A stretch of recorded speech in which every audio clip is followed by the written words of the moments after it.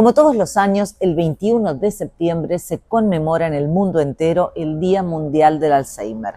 Para hablar acerca de los avances en este tema, estamos junto al profesor doctor Ignacio Brusco, decano de la Facultad de Ciencias Médicas de la Universidad de Buenos Aires. Bienvenido, doctor. ¿Cuáles son los últimos avances sobre Alzheimer y por qué se celebra el 21 de septiembre? ¿Por qué esa fecha?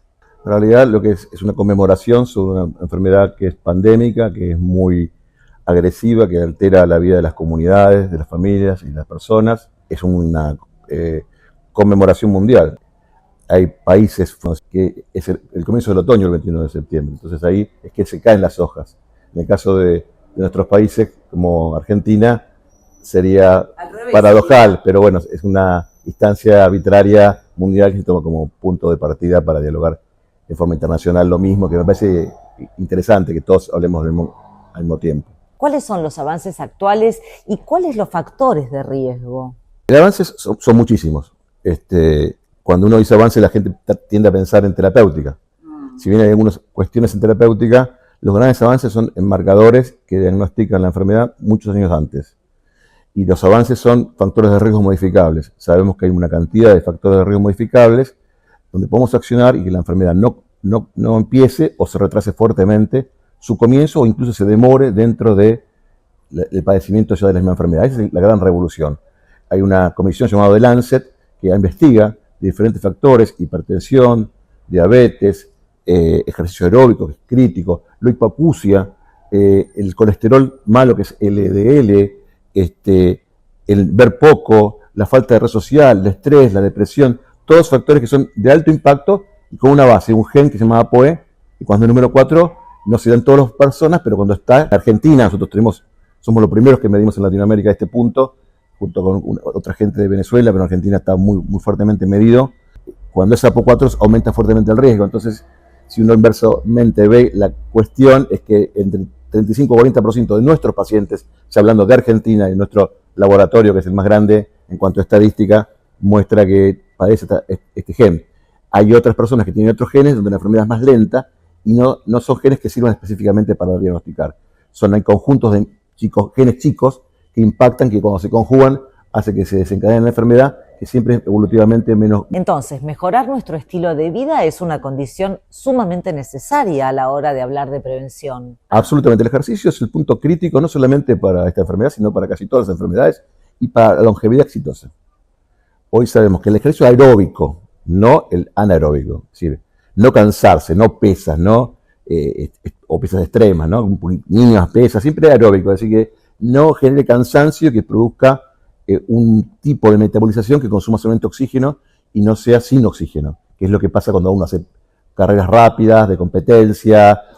No es cualquier tipo de ejercicio, entonces. Debe ser aeróbico, no anaeróbico. Lo aeróbico es peor. Aeróbico es productivo, por eso hay que tener en claro que siempre es ejercicios de no cansancio. En general, 4 veces por semana, media hora de caminatas bien hechas o una marcha rápida pero controlada por su cardiólogo, sin hacer distancias anaeróbicas, bueno, es lo que es aconsejable. El otro tiene que ver con un montón de variantes que implican la otra gran problemática que está relacionada con el ejercicio, que es el trastorno metabólico. Cuando uno no hace ejercicio, entran en un trastorno metabólico que implica además aumento de la inflamación corporal.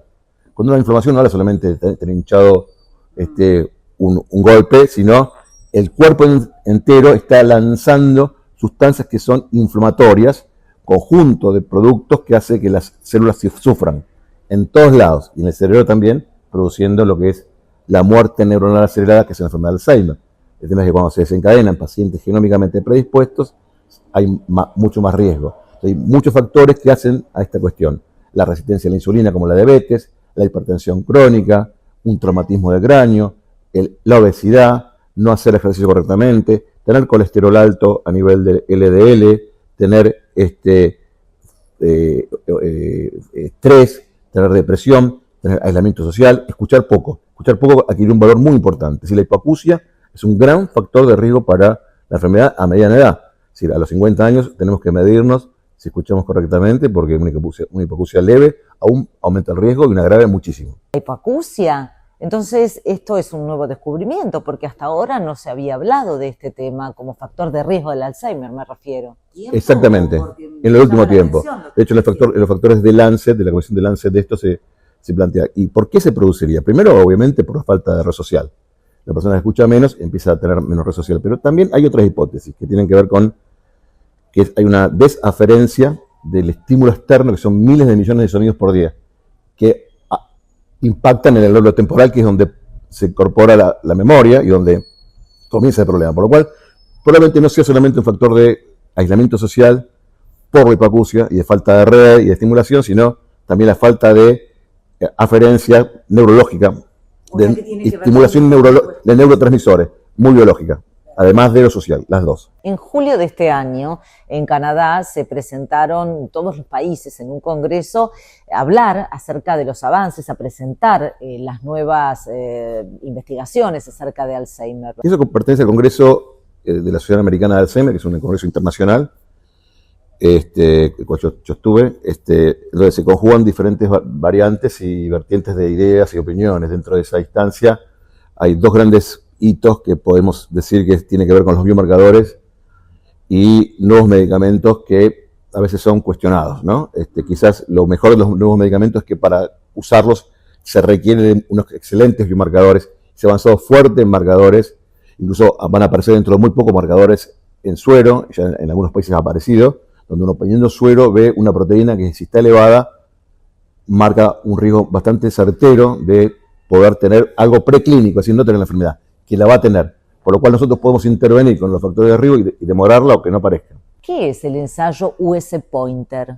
Sí, ese ensayo tiene que ver con lo que hablábamos, es decir, los mismos factores de Lancet estipulados en un proyecto prospectivo para ver cómo funciona el ejercicio aeróbico, la calidad de vida, la estimulación, todo muy funcional con respecto a la evolución de la enfermedad. Y sabemos que claramente los factores ambientales, que al decir ambientales pareciera que no es algo médico, y nosotros decimos 20 minutos, le indicamos en el recetario, ¿no? 20 minutos por día, 4 veces por semana aeróbico. Se lo indicamos porque a veces no se entiende la importancia de escuchar, de tener una buena red social, de estar estimulado, de no quedarse en su casa aislado y fundamentalmente de hacer ejercicio aeróbico.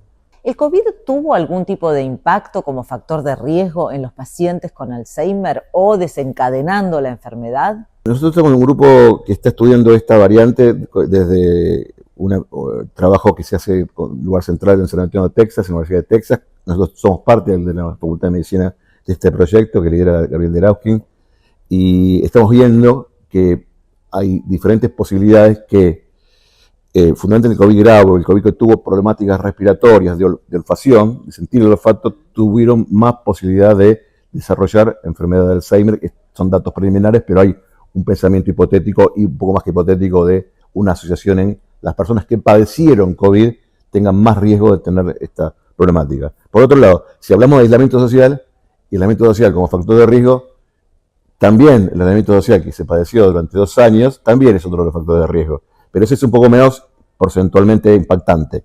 La verdad que hay una asociación, pareciera que una asociación importante entre el COVID grave y el COVID con factores, y es más interesante porque a veces fueron leves, pero con pérdida de olfacción, de la sensibilidad de olfacción, y ahí sí hay un aumento probabilístico que puede ser significativo. La inteligencia artificial está abarcando todas las áreas de nuestra vida, está inundando absolutamente todas las esferas. ¿Cómo va a intervenir respecto del Alzheimer tanto ahora como a futuro? Y el impacto es muy fuerte de muchos lados. Primero, desde las terapéuticas con diferentes robots o animales que trabajan muy fuertemente en roboterapia sería, porque trabajamos en zooterapia, porque muchas veces son animalitos que responden muy inteligentemente a la estimulación, o bebés también. La otra tiene que ver con las terapéuticas. La IA sirve para medir moléculas, cuando uno mide estos resultados que te digo, bioinformáticos, de estos genes que aparecen, o estas proteínas que aparecen, todo implica IA. Si la revolución de la IA es central en estos puntos para detectar moléculas, también para hacer genoma, se utiliza la IA, y también probablemente para hacer el cruce de un montón de variables que nos ayudan, no para hacer diagnósticos ni para tratar a un paciente, pero sí para intercambiar, por ejemplo, unas complicaciones que tenemos fuertes en enfermedad de Alzheimer, que es la cantidad de medicamentos que los pacientes toman, muy novedosos. Y a veces detectar interacciones farmacológicas que son muy novedosas online con una buena IA. Es muy importante para no asociar sustancias que puedan ser incompatibles entre sí. Eso también nos sirve. La otra importancia de la IA es imagen, neuroimágenes que se utiliza IA. Y la otra pregunta es qué pasa con la intersubjetividad. Porque estamos viendo que hay muchas instancias de relación psicoterapéuticas con IA, que nosotros tenemos mucho conflicto con eso, pero la realidad es que hay gente que lo está haciendo. Entonces hay que tener conducción sobre eso, me parece, inteligentemente, porque hay cuestiones que son suspendibles y otras me parece que no son parables. Entonces me parece que hay que ser inteligente y enseñar cómo se trabaja con estas variantes. Muchas veces la gente habla con la IA como si fuera una persona y la IA le responde. Entonces hay que ver que los consejos sean correctos, qué tomar y qué no tomar de este tipo de diálogos ya más simples. Porque cuando hablamos de IA, la gente en general que piensa que es el ChatGPT nada más, pero ya es también el análisis bioquímico que se hace de altísima complejidad para detectar rápidamente proteínas de riesgo, por ejemplo. ¿Cómo impactan las terapias monoclonales con respecto a esta enfermedad? Las terapias monoclonales nacen en el descubrimiento de César Milstein, un premio Nobel nuestro, que son anticuerpos contra proteínas supuestamente depositadas en la enfermedad de Alzheimer. Eso tiene muchas hipótesis. El primer problema es que la discusión si esas sustancias que se depositan son las causas del Alzheimer, cosa que nadie lo puede afirmar. Están implícitas, están concomitantes. Entonces, usar una proteína contra un anticuerpo contra esa proteína que lo limpia, ya empieza a generar una controversia. La segunda controversia tiene que ver con que un tercio de los pacientes que usan estos tratamientos generan muchos efectos secundarios, muy alto la morbilidad, un tercio, con una mortalidad de 1 en 1000, por lo cual son medicamentos que producen consecuencias clínicas, pero además es muy interesante ver qué pasa con ese tercio de pacientes. Estos tratamientos se usan en estadios tempranos, por lo cual son personas que están muy enteras. ¿Qué pasa evolutivamente? No solamente medir 2/3 que están con el tratamiento, los que tuvieron un impacto que es edema cerebral y microhemorragia cerebral. Si no es un tema menor porque es un anticuerpo contra el cerebro.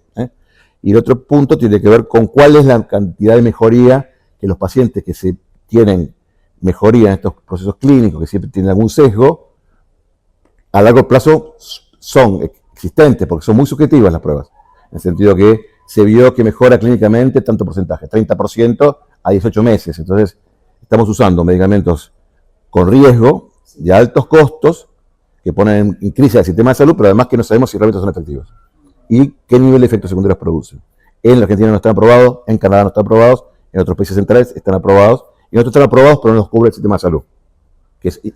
Sí, hay modelos diferentes, ¿no? Los juegos de mesa siempre están a la orden del día en las personas que quieren cuidarse respecto del Alzheimer. ¿Esto realmente sirve? Los juegos de mente son si nos gusta hacerlo.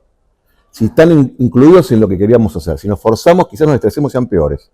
No nos forcemos a hacer sudoku, no nos forcemos a hacer juegos que no hacíamos, sino los que nos causaba placer. Si nos gustaba bailar tango, vayamos a bailar tango.